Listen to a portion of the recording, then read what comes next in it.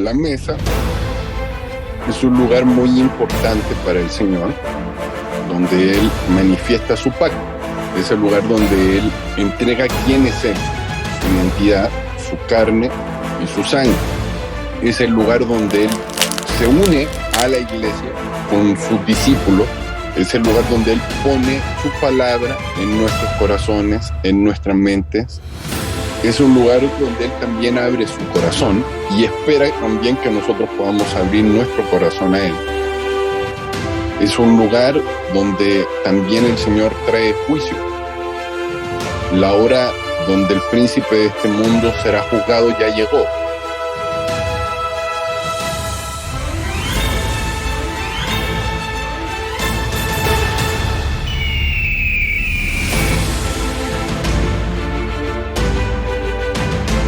Tú a la mesa no vienes solo, vienes en hermandad. Es un lugar donde Él empieza a traer una nueva revelación en su sangre. Porque Él dice, yo hago nuevas todas las cosas.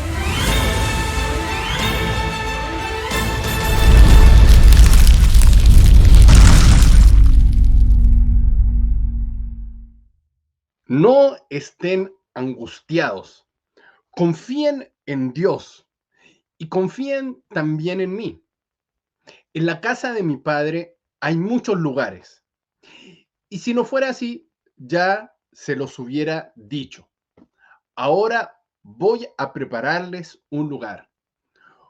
Una vez que me haya ido y les haya preparado el lugar, volveré y los llevaré conmigo para que puedan estar donde esté yo. Y ya saben el camino para ir donde yo voy.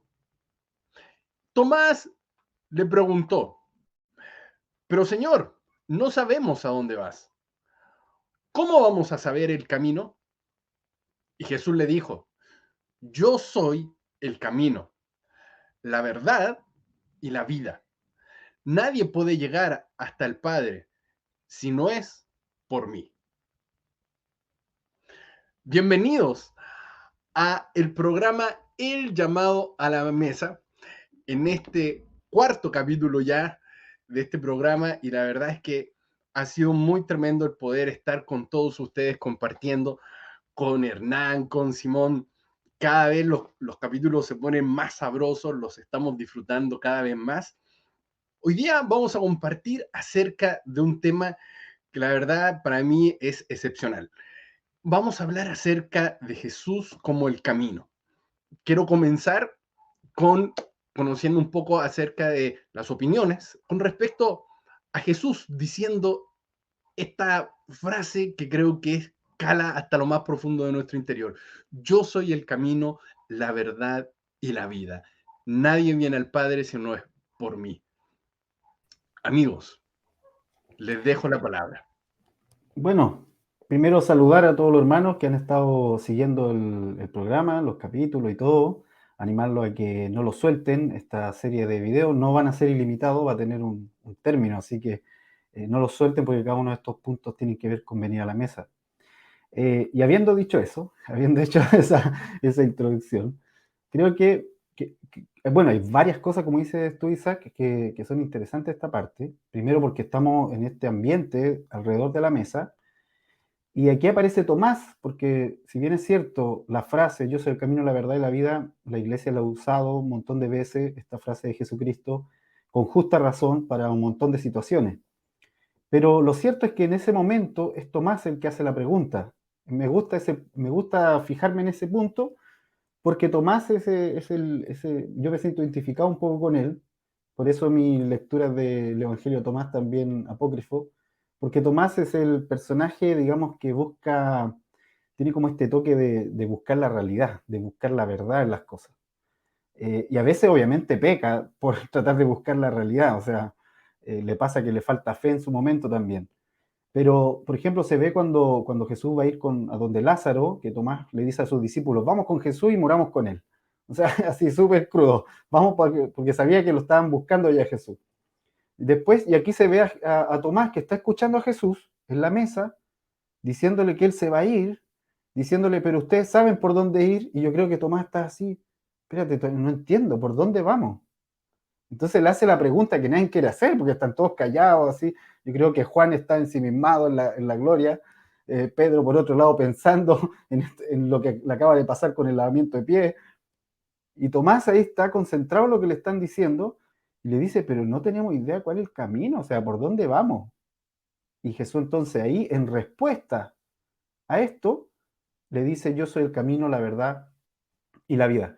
¿Y por qué lo quiero unir? Porque si él le hubiese dicho solamente yo soy el camino, claro, lo cierto es que Jesús ya le había dicho mucho tiempo que iba a ir al Padre, o sea, vemos en el Evangelio de Juan que esto se repite un montón de veces, mientras más se acerca el momento del Calvario, le dice yo tengo que ir al Padre. Pero aquí añade esta parte de la verdad y la vida también. Creo que están todas las cosas unidas. Cuando hablamos del camino, tiene que ver con la verdad y la vida. Eh, pero me gusta esa parte de la verdad y la vida porque Tomás es un buscador de esa verdad, es un buscador de eso. Entonces, básicamente le está diciendo, y aquí ya voy a entrar como en el punto ya más doctrinal, si se quiere decir, o más teórico, o más del detalle antiguo, y es que efectivamente no había camino de entrada al Padre, no había vuelta al Padre, se había acabado eso. El único camino que ellos conocía Israel hasta ahora era cruzar el velo al lugar santísimo. Ahora, el velo al lugar santísimo, si nosotros lo hemos estudiado, y creo que más de alguno de los hermanos que está aquí, tenía un grosor de casi 10 centímetros, o sea, era una verdadera muralla. No era una cortina que se abriera. Se cree que el sacerdote tenía que pasar por abajo casi arrastrándose. O sea, hay muchas teorías acerca de esto porque cuando uno lee el detalle de cómo era el velo, no era un lugar fácil de acceso, cruzar el velo. Por otro lado, no lo cruzaban todos. Los sacerdotes no cruzaban el velo, solo el sumo sacerdote cruzaba el velo. Entonces esto es interesante porque después Jesús muere y empiezan las señales de lo que él acaba de declarar. Yo soy el camino, la verdad y la vida. Y una de las señales es que se rasga el velo, por ejemplo, y no se rasga de abajo arriba, sino que se rasga de arriba abajo. O sea, el derecho de entrar lo está dando el cielo. El cielo está rasgando ese velo. Y por eso es interesante, porque hablamos en los episodios anteriores, pusimos ejemplos como el del hijo pródigo cuando vuelve a la mesa, y básicamente está en la entrada a la casa del Padre. O sea, el hijo pródigo dice, ¿cómo vuelvo? Y Jesús dice, yo soy el camino. O sea, esta es la ruta, lo que tú mencionabas ahora al empezar. Hay una ruta, hay un camino, hay un lugar. No hay que improvisar con esto, ya está claro. Él es el camino. Entonces, es interesante porque aquí están todos los discípulos, que son todos judíos, que conocen la historia de Israel, que saben que hay un templo. En ese momento estaba el templo de Herodes y tenía un lugar santísimo. Lo interesante es que Jesús nunca fue al lugar santísimo del templo de Herodes. Nunca quiso entrar ahí. Y cuando él se va a presentar después en su muerte y resurrección, Hebreos dice que él se presentó en el cielo, en el ámbito eterno. Ahí, a ese lugar santísimo entró. ¿Y por qué digo que es importante? Porque entonces nos está diciendo que el camino al que nos está llevando no es un lugar físico en sí, sino que es un estado. Es un estado de reposo, es un estado de eternidad, es un estado de vida, es un estado de verdad. Sí, conectando con lo que estaba diciendo Simón, estaba leyendo líneas más arriba donde partió la lectura de Isaac, donde Jesús justamente dice, en la casa de mi padre hay muchas moradas. De hecho, me parece que Jesús, o sea, Isaac sí leyó esa parte. Y si no, os hubiera dicho, ¿para qué voy a...? Y si no, os hubiera dicho que voy a preparar lugar para vosotros, y cuando me vaya y os prepare el lugar, vengo otra vez y os tomaré a mí mismo para que donde yo estoy, vosotros también estéis. Y sabéis que el camino a donde voy. Entonces es interesante porque hay un asunto, tal cual estaba hablando Simón respecto de esta casa que había sido levantada por Moisés. Jesús está haciendo referencia a ir a una casa espiritual, ¿verdad? Está hablando de la casa del Padre. Y otro elemento interesante que me hacía recordar en una de los capítulos anteriores, me parece que fue en el 2, cuando estaba haciendo énfasis en este tema de que Jesús dice, o perdón, Juan dice, Jesús iba a pasar de este mundo al Padre, ¿verdad? Y el hecho de que dentro del mismo conversación en un momento él dice ya no estar en el mundo, es bien interesante porque dice el 13, ¿verdad? Antes de la fiesta de la Pascua, sabiendo Jesús que su hora había llegado para que pasara de este mundo al Padre, habiendo amado a los suyos que estaban en el mundo, los amó hasta el fin. Y después cuando esté en el 14, y esté hablando y empieza a hablar de este camino para llegar al lugar donde habita el Padre, justamente lo va a decir ya desde otra posición, porque va a decir ninguno viene al Padre. O sea, en parte él ya se va a asumir, no va a decir ninguno va, sino que dice ninguno viene. O sea, ya se está poniendo en ese lugar desde el cual después va a decirle al Padre, yo ya no estoy en el mundo, te ruego que los cuides a ellos, aunque todavía estaba en la tierra. Entonces, bien interesante porque el mismo apóstol Pablo, por ejemplo, hablando de la resurrección, le va a decir a la iglesia, ¿por qué como si ustedes todavía estuvieran en el mundo se sujetan a las cosas del mundo, ¿cierto? O sea, él esperaba que la iglesia hubiese hecho ese tránsito de salir del mundo y habitar en el lugar donde Cristo está sentado, que es lo que dice Pablo en Colosenses. Eso obviamente ya post-resurrección. Entonces es muy interesante porque definitivamente, como decía Simón, es un transitar espiritual y que se tiene que recorrer, tiene que experimentarse al Señor como un camino para poder ir haciendo ese tránsito, y el Señor espera de nosotros ese tránsito. Él abrió el camino, como dicen en Hebreos, un pasaje por acá dice, por el camino nuevo y vivo, hablando de lo mismo que dijo Simón, por el camino nuevo y vivo que Él nos abrió a través del velo, esto es de su carne. Es interesante porque Jesús dice, yo soy el camino, el escritor de Hebreos va a decir, es un camino nuevo y es un camino que está vivo, y teniendo un gran sumo sacerdote sobre la casa de Dios. Otra vez el asunto con la casa, ¿cierto? Y dice, acerquémonos con corazón sincero, en plena certidumbre de fe. Y es interesante porque cuando empieza el pasaje del camino aquí en Juan 14, Jesús va a ser, creo que son realidades que están en una dimensión, y por eso quien ingresa en ellas y las empieza a hablar, viéndolas, empieza a nombrar los mismos elementos. Porque Jesús, cuando está en el 14 de Juan, lo primero que dice es, no se turbe vuestro corazón. En la casa del Padre hay muchas moradas, y está el asunto del camino, y acá en Hebreos están exactamente los mismos elementos, el camino nuevo a través del velo, y teniendo un sumo sacerdote en la casa de Dios, acerquémonos con un corazón sincero, en plena certidumbre de fe. Y Jesús va a haber dicho, no se turbe vuestro corazón, creed en Dios, creed también en mí, para que podáis, ahora voy a meter de mi cosecha, entrar en ese camino. O sea, el corazón, quizás podríamos añadir ahora este elemento que está en Hebreos, como algo necesario para poder transitar este camino, el hecho de tener un corazón sincero, que esté dispuesto a la verdad, por decirlo de alguna manera. Porque de hecho es lo que Jesús va a nombrar justamente después de decir yo soy el camino, va a decir yo soy el camino y soy la verdad y soy la vida. Y entonces cuando tú entres a transitar este camino, tal cual que un elemento que creo que ha estado apareciendo en las conversaciones anteriores, respecto de la mesa, por ejemplo, en el primer capítulo, cuando tú entres a este camino, lo que te vas a encontrar dentro es la verdad. Y entonces necesitas tener un corazón sincero, dispuesto a esa verdad, para poder transitar este camino que ahora está abierto y vivo en su carne. Bueno, a mí a propósito no quiero dejar pasar eso que estás diciendo, porque creo que se une a lo anterior que mencionabas también de que Jesucristo está saliendo del mundo. Y el mundo, sabemos que es un sistema creado de ilusiones, en el sentido de que el ser humano no puede soportar, yo lo decía en el podcast con Carlito, en el Biblia para Gente Pulenta, conversando acerca de esto. Yo creo que el ser humano, en general, nosotros como ser humano no somos capaces de soportar tanta dosis de verdad en nuestra naturaleza caída. Y esto lo digo simplemente por el solo hecho de ver que el ser humano tiende a buscar su zona segura, aunque esa zona segura sea una ilusión.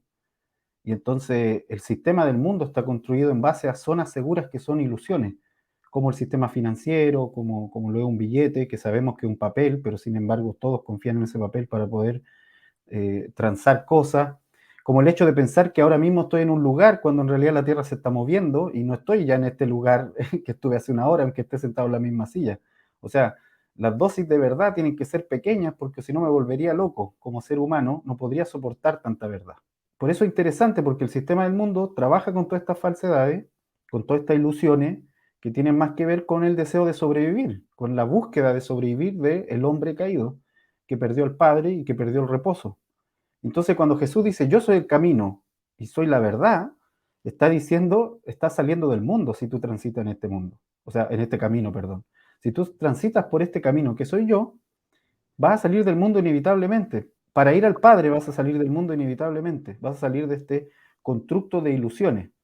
Yo creo que las cosas del mundo más fáciles de dejar son las más obvias, las que Claro, todo el mundo cree que son el pecado. Digo cree porque hay algunas de ellas que, a mi parecer, hay otras mucho más nocivas que pasan totalmente desapercibidas en una congregación. Como voy a dar un ejemplo.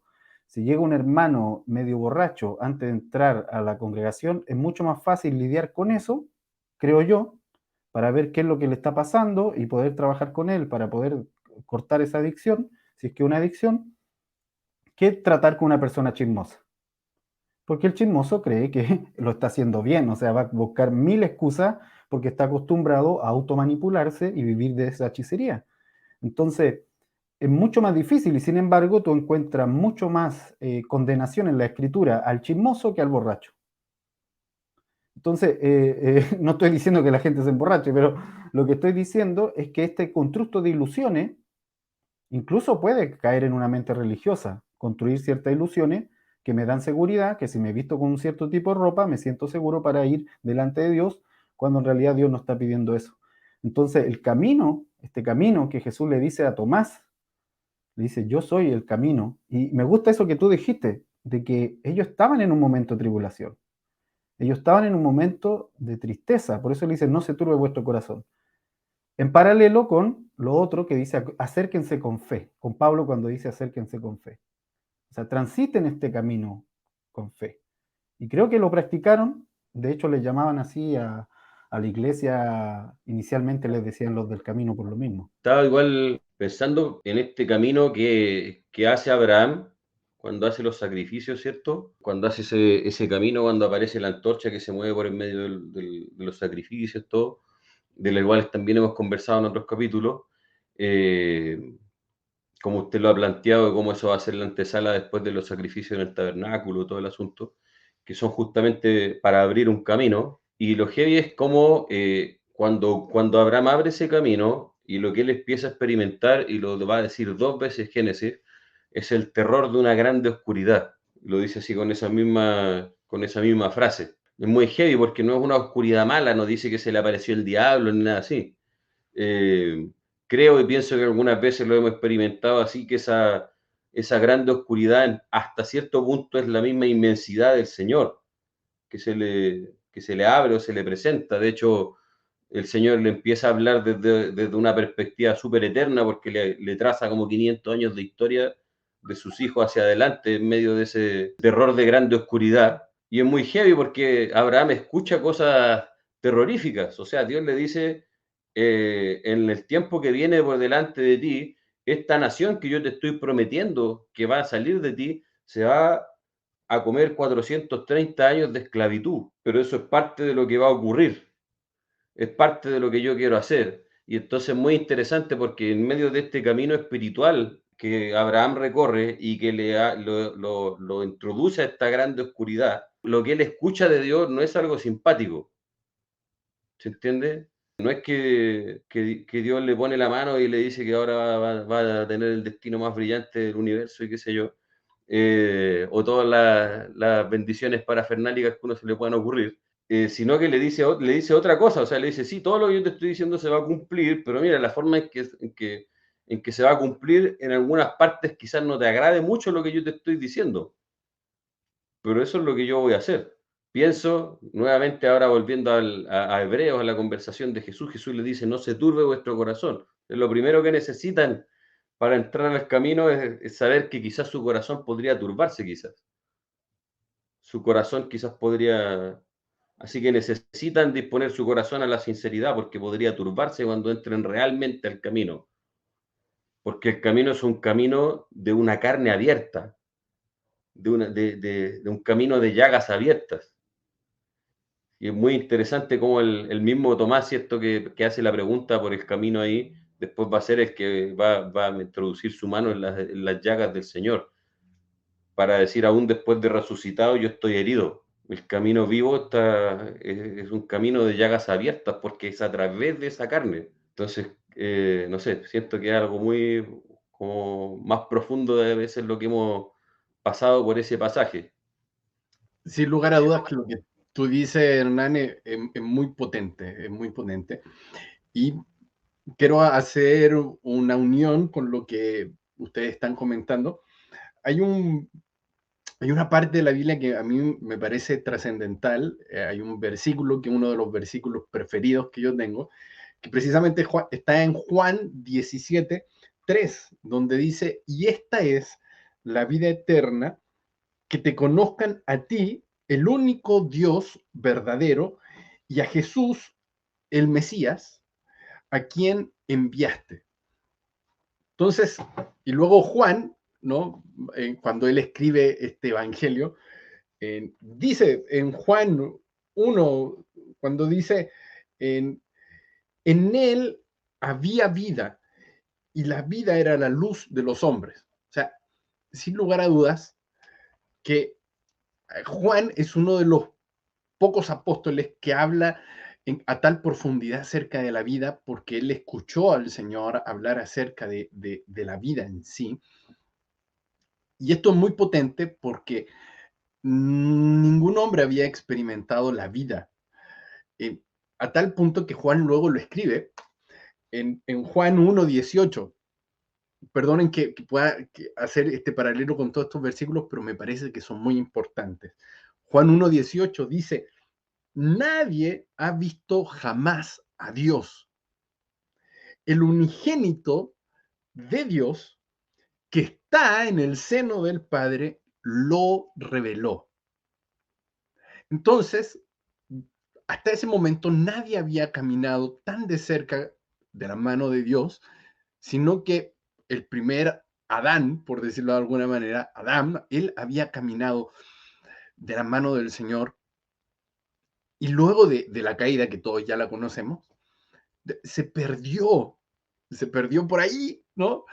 Este caminar con el Señor y algunos pudieron alcanzarlo de alguna manera, como por ejemplo Enoc, como por ejemplo Abraham, Moisés, que fueron personas que se dejaron a sí mismos para poder alcanzar en ese caminar con el Señor, pero era muy difícil poder alcanzar ese nivel de cercanía con el Señor. De hecho, quienes tenían esa cercanía eran profetas y sacerdotes.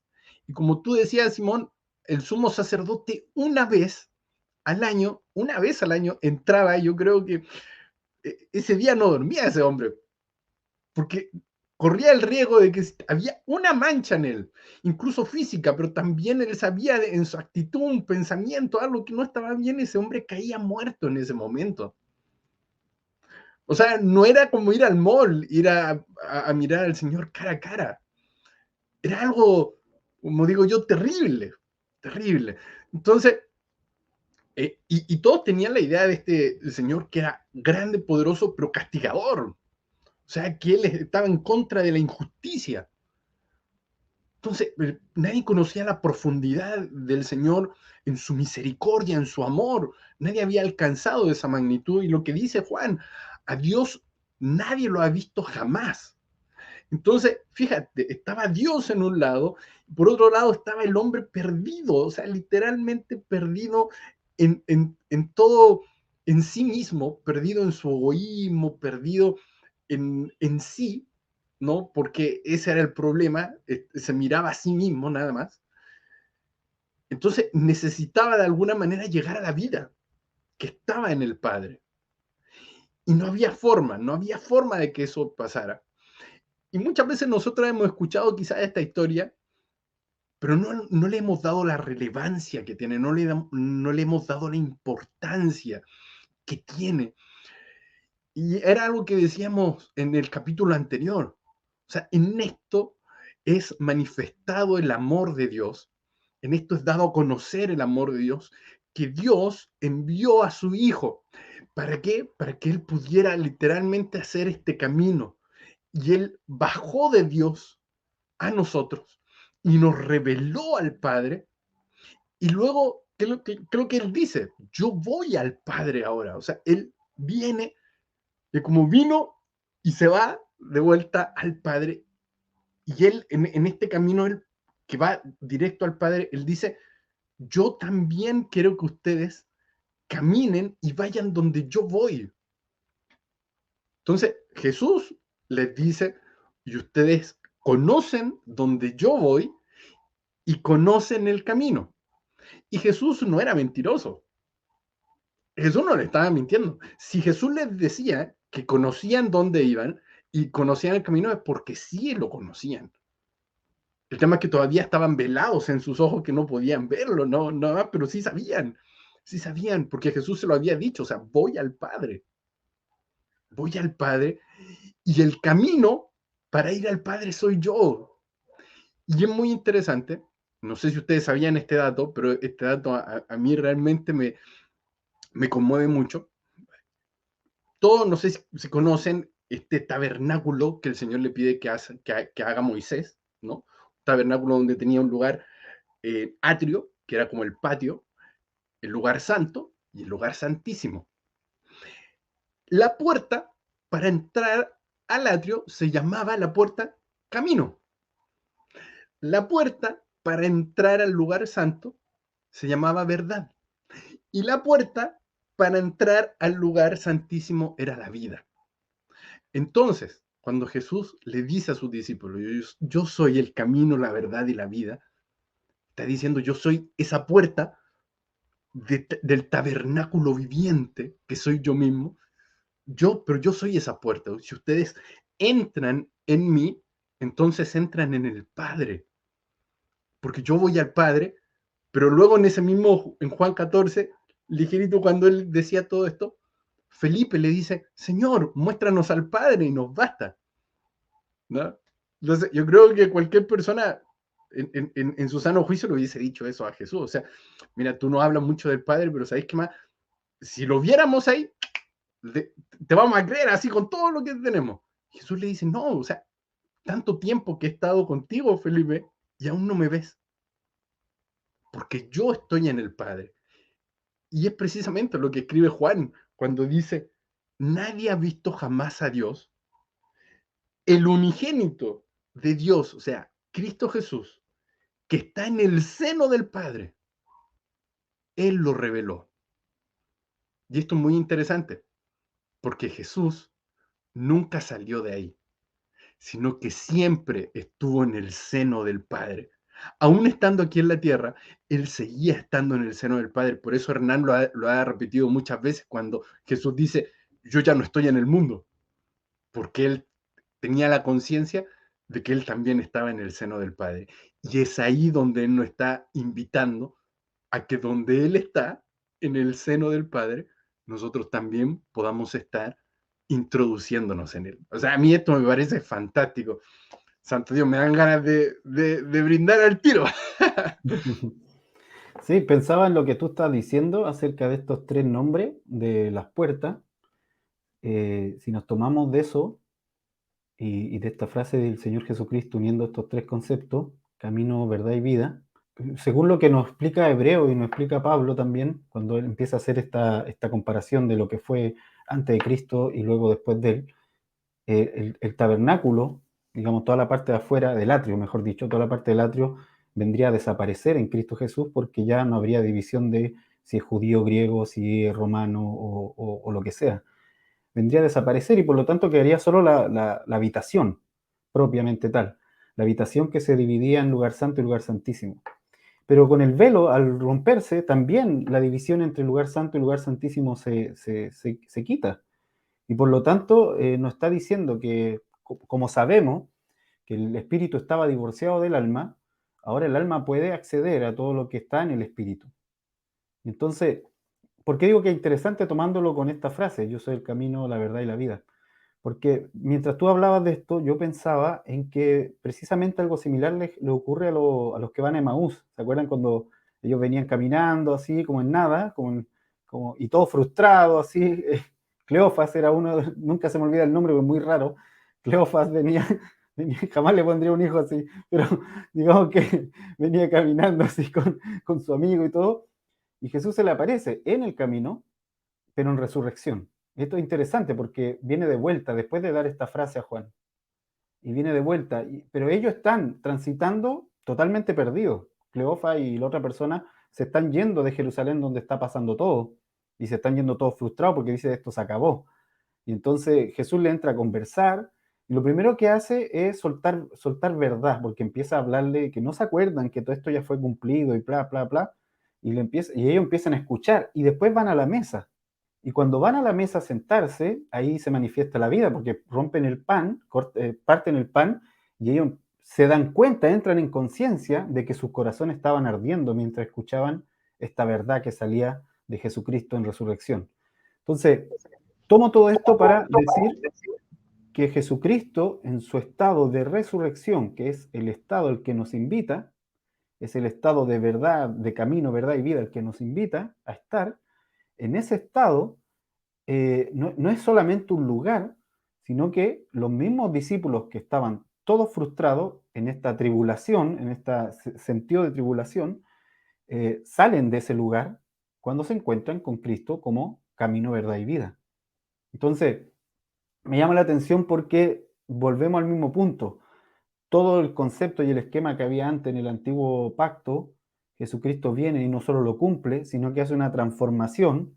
Incluso el cielo mismo es capaz de venirse a la tierra e irrumpir lo eterno sobre la tierra y transitar en medio nuestro. Y precisamente ese es lo interesante de sentarse a la mesa, no sentarse en la parada de qué rico el rato que voy a tener solamente, sino en esta idea de que aquí se va a manifestar la verdad y la vida. Ahora, igual es interesante cómo, como lo hemos hablado otras veces, los caminos son también como rutas de pensamiento, y entonces ellos lo que le empiezan a plantear a Jesús, ¿cierto? Es su ruta de pensamiento. Empiezan a decir cuál es el camino por el que estaban caminando en su interior y por qué estaban en ese estado mental y de su alma y de su corazón. Al explicarle, ¿cierto? Le cuentan esa historia de Jesús alternativa que ellos estaban haciendo. Jesús era un varón profeta nazareno que bla, bla, y que murió hace unos días, qué sé yo. Pero es una ruta de pensamiento que los conducía a un lugar. Y entonces Jesús, después de justamente manifestar la apertura del velo en su carne cuando les parte el pan, les empieza también a comunicar otra ruta de pensamiento. Al comenzar a explicarles, dice así, que se sentó y les empezó a explicar todos los profetas y cómo cada una de las palabras se habían cumplido en él. No dice nunca con detalle Lucas qué fue lo que le dijo Jesús exactamente, a qué profeta se refirió, pero sí le dice que fue pasando por todos los profetas y construyendo en ellos como una ruta correcta, por decirlo así.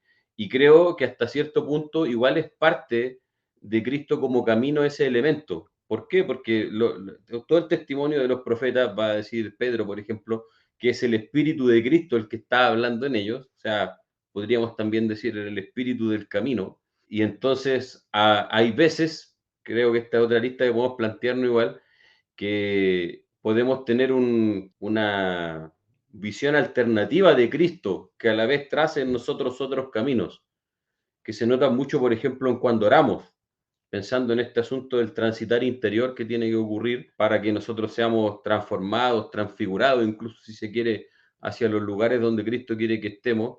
Nuestras oraciones muchas veces responden a esas rutas de pensamiento que están en nosotros y que están hechas de lo que nosotros creemos. Entonces, de nuevo, es heavy Jesús diciéndole, crean en mí, crean en mí. Me acuerdo de algo que hablábamos con Isaac hace unas semanas atrás a propósito de otra cosa, pero era lo siguiente. Bueno, igual lo voy a decir, era respecto de la palabra sectarismo. Estábamos conversando de eso con Isaac, y entonces una de las traducciones de la palabra griega que está en el Nuevo Testamento por sectarismo quiere decir una elección de creencia, una elección de creencia. Y entonces cuando lo conversábamos, venía a mí la idea de que a veces nosotros hemos elegido qué creer, pero no en quién creer. Y en el fondo lo que está detrás de eso es que si elegimos también en quién creer, seguimos creyendo en nosotros mismos, en lugar de creer en el Señor. Y entonces creyendo en nosotros mismos hemos escogido qué creer. Y entonces definitivamente eso al final puede transformarse incluso en un camino laberíntico interior que nos mantenga dando vuelta en algo, quizás experimentando algunos cambios de forma, pero que son cíclicos dentro de ese laberinto, sin permitirnos entrar al camino verdadero, a ese camino vivo abierto en su carne, en su sangre. Entonces creo que también una oración que quizás debiéramos hacer al Señor en estos días, quizás después de escuchar esta conversación o de nosotros mismos después de tenerla, es cómo el Señor puede tratar con esos caminos dentro nuestro. Sí, que el Señor trate con esos caminos dentro nuestro, con esas rutas de creencia y pensamiento dentro nuestro que a veces podemos pasar en la vida transitando y dando vueltas laberínticamente, sin abrirnos al camino, nuevo lo digo, abierto, vivo, que está enfrente nuestro. Como decía usted, Cristo ha abierto todos esos velos y eso está enfrente de nosotros, pero creo que podrían mantenernos turbados esos caminos interiores que el Señor necesita remover. De hecho, hay Isaías profetiza, voy a abrir un camino, dice el Señor, que aún un camino de santidad, dice, que aún el más torpe puede andar en él. Y dice, ningún inmundo andará en ese camino de santidad. En el contexto que lo hace Isaías, es pensando en un Israel que va a salir del cautiverio y va a volver a Sion. Entonces, no hay miles de caminos a Sion. No es como, Sion no es Roma, digamos. A Roma te puede llevar cualquier camino, pero Sion no es Roma. Solo hay un camino para ir a Sion. Hay un versículo que a mí también me gusta mucho, que precisamente es Juan hablando en una carta que él escribe, en Primera de Juan 2:6, dice, el que dice que permanece en él debe andar como él anduvo. Y esto parece ser algo muy lógico, muy obvio, pero no, o sea, si realmente estamos unidos al Señor, debemos caminar en la manera en que Él caminó y debemos tener la dirección que Él caminó, o si no, de otra manera, estamos perdidos porque Él es el camino, Él es la verdad y Él es la vida, y Él está yendo al Padre, Él está en este ascender continuo al Padre. Entonces, a mí me llama mucho la atención de que desde que comenzamos a vivir en el sistema de este mundo, la sociedad, nos prepara no precisamente para llegar al Padre, sino que nos prepara desde muy pequeños en una educación donde el objetivo es de alguna u otra manera en poder ser productivos, poder financiarse y financiar un sistema económico, de alguna manera te tienes que preparar para que no tengas falta de ningún bien, de ningún servicio, etcétera, y todo a lo largo de la vida de preparación, estamos hablando los primeros 20, 30 años, básicamente todo apunta a que tú tienes que prepararte para poder alcanzar a ser alguien en la vida, y eso tiene que ver básicamente con poder valértelas por ti mismo financieramente. Sin embargo, nosotros vemos que el camino que Jesús tomó no tenía nada que ver con este camino que nos está constantemente el mundo impulsando a que nosotros tomemos. ¿No? Jesús no estudió, no tuvo ningún título, a pesar de que se cree que él era carpintero, pero sabemos que él no estaba buscando ser el mejor carpintero. O sea, él lo dice y no tan solo lo dice, sino que se ve a Jesús, su objetivo era ir al Padre. Ni siquiera su objetivo era llegar a la cruz. Su objetivo era ir al Padre, y si en ese camino de ir al Padre le tocaba ir a la cruz, él estaba dispuesto a ir a la cruz, porque su objetivo era el Padre. Entonces, si nosotros permanecemos en el Señor, debemos tener el mismo destino y debemos caminar como Él caminó.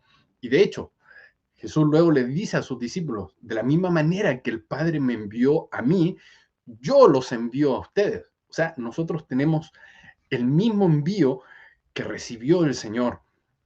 Y ese envío tiene que ver básicamente con ser testigos, con poder conocer al Padre, con poder alcanzar el conocimiento de quién es Él, de la vida eterna. Algo bien cortito que quisiera comentar sobre lo que estabas diciendo, sobre el pasaje inicial que leíste en esta intervención, cuando dijiste, el que dice que permanece en él, debe andar como él anduvo. Es bien interesante, pienso que se conecta un poco a esta frase que aparece si no me equivoco, en el Evangelio de Tomás, sobre el reposo en movimiento, porque está juntamente planteando eso, o sea, permanecer definitivamente es quedarse quieto en un lugar, y entonces es muy cuático, como decimos en Chile, porque está diciendo el que dice que se queda quieto en él, para decirlo de alguna forma, el que dice que se está quedando en él, tiene que moverse como él se mueve. Y entonces se hace, al darle una lectura así, es bien paradójica, ¿sí? Porque me quedo en él, pero como él es un camino, por ejemplo, la forma de quedarme en él es estar transitando con él, por decirlo de algún modo. Y entonces, volviendo a la línea de conversación que teníamos delante, creo que estos laberintos interiores hacen todo lo contrario de eso, ¿sí? Nos mantienen como estáticos en un lugar, en lugar de empujarnos o impulsarnos a este constante transitar, ¿sí? Es muy interesante porque estaba pensando, por ejemplo, en cuando Pablo dice que el velo ha sido quitado justamente y que donde está el Señor, perdón, donde está el Espíritu del Señor, allí hay libertad, y por tanto todos podemos mirar a cara descubierta la gloria del Señor como en un espejo y contemplar, dicen otras versiones, justamente el contemplar es algo quizás más bien estático, quizás un poco ligado al permanecer, al quedarse mirando, pero inmediatamente va a venir que cuando tú contemplas a Él, lo que viene no es el quedarse estático como una estatua griega, sino que lo que viene es transformación. O sea, dice en la Biblia textual, por ejemplo, dice, quedamos mirando como en un espejo la gloria del Señor y somos transfigurados, dice. O sea, nuestra figura, nuestra imagen va cambiando, va mudando, como dice el Salmo de gloria en gloria, va de poder en poder en ese mirar. Y entonces es bien interesante porque es un contemplar, es un permanecer, pero que produce movimiento, que produce transformación, que nos va trasladando en un camino que es muy interior y que va produciendo, redundando en cambios exteriores claramente, pero es un camino interior hacia el Padre, como dices tú, Isaac, pero que nos va transformando todo el tiempo, que nos va mudando todo el tiempo. Por eso pienso que a veces, por ejemplo, es un poco infructuoso a veces el empezar a preguntarnos cuáles son los 10 puntos con los cuales nosotros podemos medir que un cristiano está óptimo o que una iglesia está, si tiene este checklist marcado, entonces está súper bien. Es complejo porque en parte Pablo va a llamar un poquito a eso, aunque hay algunas cosas de las que los apóstoles plantean ciertos requisitos, ¿cierto? El mismo Jesús también, pero a ese continuo fijarse en qué hacemos y qué no hacemos, en Colosenses Pablo lo va a llamar el mundo. Es parte de estar en el mundo, el estarnos fijando en qué comemos, qué vestimos, qué hacemos, qué no hacemos. ¿Por qué se sujetan a esas cosas como si estuvieran en el mundo? Dice el apóstol, ¿cierto? Porque si estuviesen, ¿y por qué no viven ascendiendo, por decirlo de alguna manera? ¿Por qué no viven en este transfigurar constante de la imagen del Dios vivo? Entonces pienso que hay una invitación bien interesante al movimiento en esta conversación de Jesús, en esta parte de la conversación, y justamente porque lo que Él va a hacer, esta mesa, ¿cierto?, en la antesala a la cruz, y lo que Él va a hacer es definitivamente abrir ese camino, abrir ese camino de ascensión constante, ese camino de transfiguración permanente, y lo está preparando para esa realidad nueva que Él va a abrir fuera del mundo. Sí, yo creo que se suma también a este hecho que tú mencionabas, bueno, que se ha repetido igual, acerca cuando Jesucristo dice que viene al Padre, refiriéndose a Él mismo, y no dice que va al Padre como si estuviese lejos de Él el camino, sino que dice, viene como tiene que entrar por mí. Bueno, lo dijo también cuando Él dice, yo soy la puerta, lo va a anunciar en este Y por mí sentido. entrar, dice. Exacto. Entonces, pero yendo al punto de que cuando Él habla también de las moradas, finalmente, de las moradas que están dentro del Padre, es que entramos en Él, en Cristo, como camino, que entramos en Él, en Cristo, como verdad. Y recuerdo cuando yo tenía como 17 años, 18 años, estaba en el colegio, tuve un profesor muy ateo, que le gustaba cada vez que tocaba clase hacerme preguntas a la Biblia, porque era un ateo que leía la Biblia. Y entonces me hacía preguntas para buscar como las contradicciones. Y en un momento él me dice, yo estaba nuevecito en la iglesia, y entonces me ayudó porque me hizo leer bastante, me hizo buscar leer bastante. Entonces me pregunta un día, me dice, Simón, ¿y cómo tú sabes que tu verdad es la verdad? Me dice así, porque todo el mundo tiene su verdad. Me lo plantea de esa típica pregunta en donde el relativista, ¿verdad? Entonces me dice, ¿cómo sabe eso? Yo me quedo pensando y le digo algo que después entendí, lo contesté nomás ahí, como dice el Señor, tú no te preocupes, yo voy a hablar en el momento oportuno, fue una cosa así. Entonces yo le digo, lo que pasa, le digo, ¿usted cree que todas las personas, le dije, somos lo mismo donde quiera que estemos? Y me dice, sí, o sea, que si soy chino, africano, chileno, argentino, si soy persona, es un hecho objetivo, incambiable, que no se puede negar. No es relativo, es un hecho que está ahí frente a ti. Entonces él me dice, sí. Bueno, le dije, lo que pasa es que Jesús no plantea la verdad como un concepto, como una idea. Él se plantea a sí mismo como la verdad. Y por lo tanto es una verdad objetiva, porque él es una persona, la persona de la verdad. Y no solo una persona, es una persona inmutable, porque dice que salió de la eternidad y va a la eternidad. Y por lo tanto el tiempo no lo puede cambiar. Así que una verdad que va a permanecer, le digo así. Después que dije eso, me empecé a darle vuelta, ¿qué acabo de decir? Una cosa así, ¿qué acabo de decir con esto? Porque se escuchó toda la clase diciendo, mis compañeros, obviamente, ahí haciendo barra, porque el profesor buscaba el momento para hacer esa pregunta, obviamente para refutar toda esta creencia radical que tenía. Pero el punto que voy es que no solo entramos a la morada, también entramos a la verdad.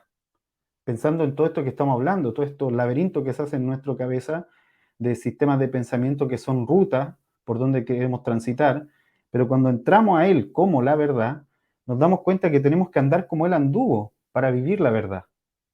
No es tanto qué teoría hay en mi cabeza, qué tantas vueltas le doy, no, práctico, trata de andar como él anduvo. Sencillo, Mateo 5, trata de andar como él anduvo.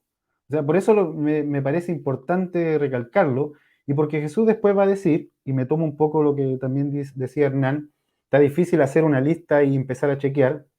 Podemos chequear un par de cosas que Jesús dijo, obviamente, o que los apóstoles, pero ya alargar la lista es una tontera. Básicamente por esto, porque él dijo, muchas moradas hay. Y de hecho no solo hay muchas moradas, no solo hay muchos lugares donde, dentro de Cristo, donde nosotros vamos a experimentarlo a Él de formas distintas, transfiguraciones distintas, lo voy a poner así.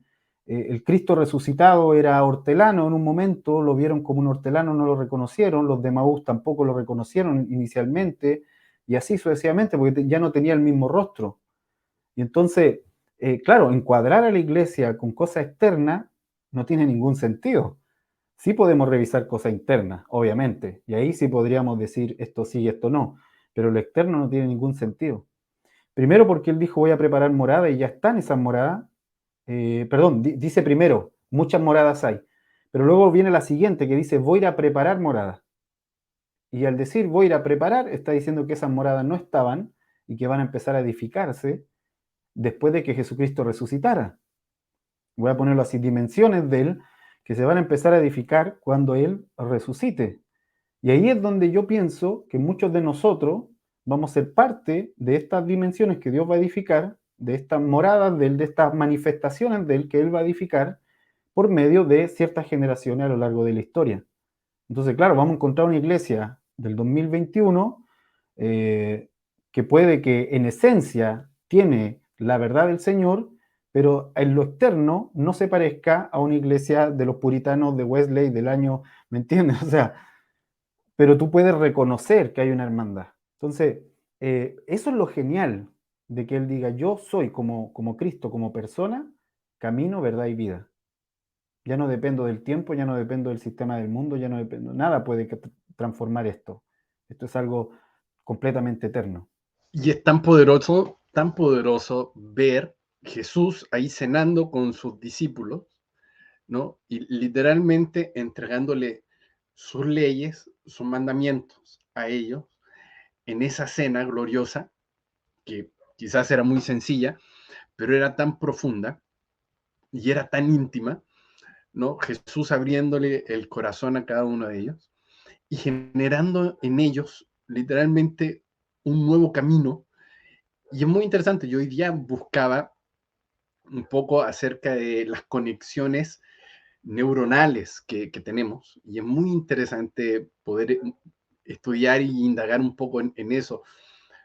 Se dice que cuando las neuronas aprenden, o cuando uno aprende, las neuronas van haciendo conexión y se van uniendo una con la otra, ¿no? Entonces, de tal manera que cuando tú vuelves a tocar ese tema, por decirlo de alguna forma, ya los caminos están hechos, están trazados. Entonces, en nuestra mente, ¿no? Se van haciendo caminos. Y hay un versículo que me gusta mucho, es el Señor diciéndole, porque mis pensamientos no son vuestros pensamientos, ni vuestros caminos son mis caminos. Como son más altos los cielos de la tierra, así son mis caminos más altos que vuestros caminos y mis pensamientos más que vuestros pensamientos. Y ahí estaba Jesús manifestando los pensamientos del Señor, dándoles los pensamientos, las ideas, las palabras del Señor estaban dentro de él porque Él es el Logos, Él es el verbo hecho carne, Él encarnó la voz del Señor, entonces él literalmente, ese camino estaba frente de ellos hablándoles, porque es un camino vivo. Estaba dándole vueltas como a algo que me dejó pegado como de estos cambios del Señor, que a veces podría ser irreconocible. Y estaba pensando en cómo la mujer que lo ve cuando él resucita lo confunde con un hortelano, ¿sí? Con alguien que cuida un huerto. Y anteriormente a eso, durante su ministerio, producto del trabajo que tenía José, le llaman el carpintero o el hijo del carpintero. Hay gente que dice, por ejemplo, que lo que Jesús hacía no era directamente ser carpintero, aunque es la idea más aceptada como en la historia de la iglesia, que él trabajaba haciendo eso. Pero es muy interesante cómo él, cuando es carpintero, trabaja básicamente con árboles muertos. Y después cuando resucita, la mujer esta lo va a confundir con justamente todo lo contrario, con alguien que trabaja cuidando árboles vivos. Pero creo que a propósito de lo que estamos hablando, pienso que debiéramos abrirnos al hecho de que los distintos estadios de nuestro caminar con Dios pueden ser muy contradictorios unos con los otros, ¿sí? Muy distintos y contradictorios unos con los otros, y sin embargo seguir estando en el camino o en el mismo lugar. Pensaba, por ejemplo, las montañas, creo que hablan mucho de eso. Pensaba en este monte, el Cerro La Campana, que hemos subido nosotros algunas veces, y cómo la mitad del monte está cubierta por un bosque y uno va subiendo por un bosque, pero después hay un punto en que ya pareciera que uno está en un desierto de roca, ¿cierto? Y si si uno le mandara a alguien 2 fotos, creería que está en lugares diferentes, pero está en el mismo lugar, solo que en distintas partes del camino. Me acuerdo, pasó lo mismo cuando subimos el volcán Puyehue con unos amigos hace unos años atrás también. La mitad del volcán, que es bien grande, era un bosque y uno iba todo el rato por un bosque, pero ya después en un punto, de nuevo ya no había bosque, en ese caso estaba cubierto de nieve, sino que ya uno iba subiendo solo por nieve y era muy distinto. En el caso de La Campana, pensando en esta contradicción entre un carpintero y alguien que cuida un huerto, es muy heavy porque de nuevo en La Campana está esa contradicción total. Un lugar con un bosque, pasan riachuelos en La Campana, a rato uno llena su botella con agua fresca que está brotando de la tierra, qué sé yo, y después va expuesto al sol en una tierra seca con rocas afiladas que uno piensa que si se cae se va a partir la cara, qué sé yo. Totalmente diferente un lugar del otro, sin embargo es el mismo camino. Entonces, pienso que también ese elemento contradictorio que a veces tiene el permanecer en un camino es algo que nos puede dificultar el continuar en el tránsito, el quedarnos en el camino. Se repite nuevamente en este camino ya de 500 años que el Señor le muestra a Abraham en medio de la grande oscuridad, ¿cierto? ¿Cómo tú me estás diciendo que me va a dar una nación y me estás diciendo que los tipos van a ser esclavos de no sé cuántos años? ¿Qué es eso, Dios, que me está hablando?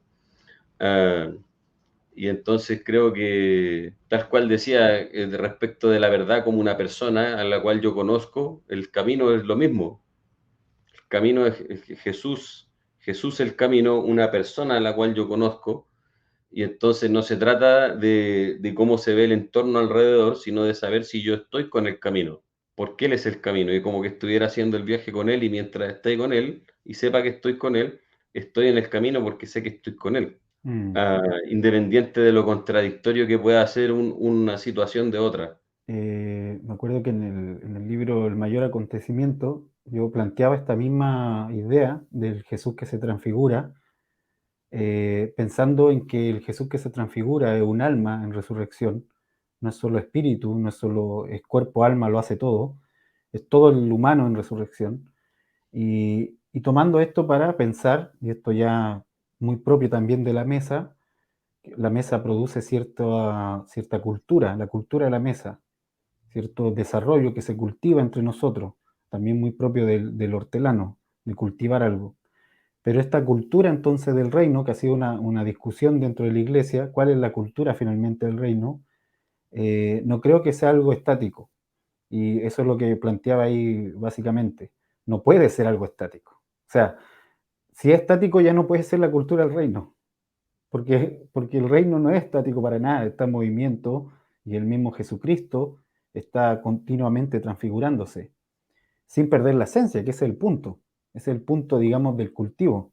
Y pensando también en el hortelano y en el cultivo mismo, la planta no está quieta, la planta está creciendo, la planta fue semilla, luego echó raíces, luego fue brote, y luego fue avanzando, y tú puedes poner una semilla y no reconocer el árbol si no te dicen que salió de esa semilla, porque está en la Claro, transformación claro, y está en lo que emergió de eso, incluyendo los frutos, que puede ser irreconocible. E incluso, dependiendo de la temporada donde tú llegues, también puede que no reconozca el árbol.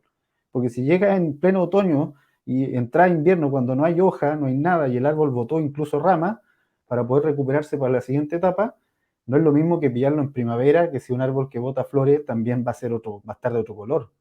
Entonces, volviendo a ese punto, o sea, en este asunto de la mesa, por eso es maravilloso y es distinto al tipo de reuniones que a lo mejor en algún momento nosotros enfatizamos como iglesia, que eran muy cuadradas, o sea, parte con una cosa, sigue la siguiente, luego vienen los avisos, luego viene tal cosa, y todo viene ahí cortadito, el timeline que le dicen del día para que podamos terminar en tal hora. Pero en la cultura de la mesa no se da, y yo creo que Latinoamérica tiene esa esencia de la sobremesa también. Bueno, en Chile pues, uno puede empezar a almorzar a las 2 y de repente no se da cuenta y sigue sentado, son las 6 y ya están preguntando, bueno, ¿y qué vamos a comer ahora? Y seguir ahí, porque es un asunto que se va transformando continuamente. Pasa de la conversa profunda, luego a la risa, luego hasta alguien puede contar algo muy denso y puedes quedarte ahí. Y creo que en el reino es exactamente lo mismo, sumándome a lo que decía Hernán. Así es, y yo estaba sintiendo una pregunta en mi interior y creo que esta pregunta viene de parte del Señor para todos nosotros. Es, ¿qué camino estamos caminando o en qué camino estamos andando? Creo que el Señor nos está dando la oportunidad para que podamos analizar cuáles son nuestros objetivos, cuáles son en este tiempo que estamos viviendo, cuál es el destino que estamos persiguiendo, cuál es la finalidad de cada uno de nuestros días, hacia dónde vamos transitando. Y, y aprovechando de poder tomar pan y vino y compartir lo que es la carne del Señor y su sangre, si en algún momento tú te has sentido perdido, si en algún momento te has sentido que no sabes a dónde vas y te ha preocupado esta situación porque dice, la verdad es que siento que no tengo sentido, siento que mi vida no tiene sentido. Siento de parte del Señor que Él nos está dando en su cuerpo, en su sangre, la oportunidad de poder tomar nuevamente en el camino correcto por el cual nosotros estamos aquí, ¿no? De poder enrolarnos, de poder alinearnos nuevamente al camino que Él ya trazó, porque dice que Él preparó el camino por el cual nosotros debemos andar desde antes de la fundación del mundo, o sea, antes de que nosotros fuésemos manifestados aquí en la tierra, el Señor ya había dicho por dónde teníamos que caminar. Sin embargo, el Señor no nos pide tan solo que caminemos en ese camino, sino que Él nos pide que nos unamos a Él. El que permanece en Él debe caminar como Él caminó. Entonces, te invito a donde tú estás, que podamos unirnos al Señor, que podamos permanecer en Él, porque Él es el tronco y nosotros somos sus ramas. Y todo aquel que está unido en Él, entonces lleva fruto. Y Señor, queremos, al comer de ti y al beber de ti, entrar en ti, entrar a este camino vivo que está en tu carne, en tu sangre, en este camino que tú trazaste por medio de tu sangre y nos abriste el acceso al Padre para que pudiéramos conocer y pudiéramos tener vida y vida eterna en Él. Así que, Señor, venimos a posicionarnos en ti, porque cuando nos posicionamos en ti, tomamos de tus pensamientos, tomamos de tus palabras, entonces la vida comienza a fluir, porque bien tú dijiste que aquel que cree en ti, de su interior correrán ríos de agua de vida. Y nosotros creemos y confiamos en ti con todo nuestro corazón. Gracias por tu carne, gracias por tu sangre, en el nombre poderoso de Jesús. Amén.